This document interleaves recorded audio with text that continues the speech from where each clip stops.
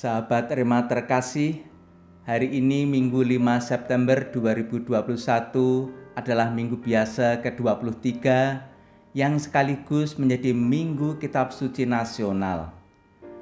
Bahan renungan mengacu dari Injil Markus bab 7 ayat 31 sampai 37 dengan tema Terbukalah. Pada masa pandemi COVID-19 ini, pertemuan-pertemuan tatap muka banyak diganti dengan pertemuan-pertemuan secara online. Salah satunya melalui Zoom.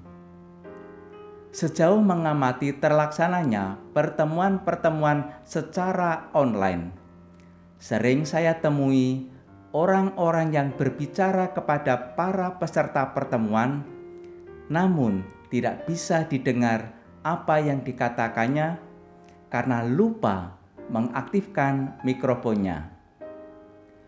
Menanggapi situasi seperti itu, lalu biasanya ada yang berkomentar, "Mikrofonnya di-unmute."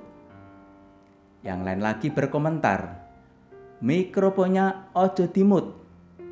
Plesetan kata dari mute. Dan ada pula yang secara sederhana mengatakan, "Mikrofonnya dibuka dulu."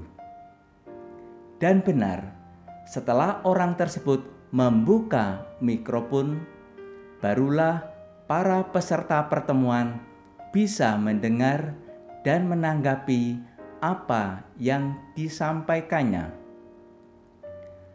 Sahabat Rema terkasih, Injil yang kita renungkan hari ini berkisah tentang peristiwa penyembuhan orang tuli dan gagap ketika Yesus sedang dalam perjalanan dari Tirus melalui Sidon menuju ke Danau Galilea.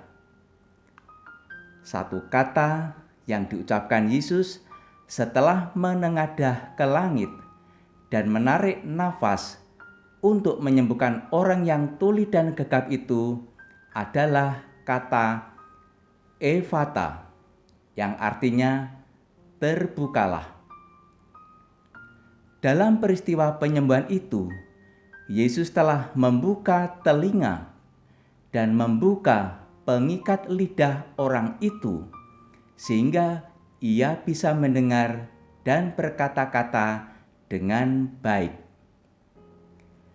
Kata Ephata atau terbukalah yang diucapkan Yesus 2000 tahun lalu, saya rasa tetap relevan bagi kita yang hidup di zaman sekarang. Apalagi dalam masa pandemi COVID-19 ini. Terbuka untuk tahu dan peduli pada situasi aktual. Berapa banyak anak-anak yang terpaksa harus menjadi yatim piatu karena kedua orang tua mereka meninggal dunia akibat COVID-19. Berapa banyak warga masyarakat yang mendambakan vaksinasi, namun hingga saat ini belum bisa mendapatkannya. Berapa banyak orang yang terpapar COVID-19 memerlukan plasma konvalesen, namun mengalami kesulitan dana maupun kesulitan untuk mendapatkan pendonor. Berapa banyak orang yang mengalami kesulitan ekonomi karena kehilangan pekerjaan dan kesulitan untuk mendapatkan penghasilan bagi keluarga.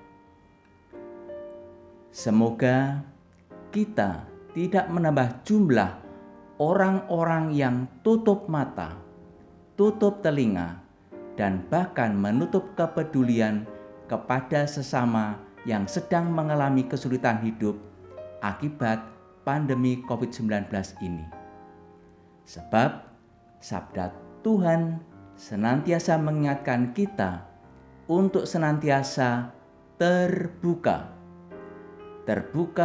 untuk tahu dan peduli pada situasi aktual di sekitar hidup kita. Semoga Allah memberkati keluarga kita, Bapa dan Putra dan Roh Kudus. Amin. Keluarga kudus, doakanlah kami.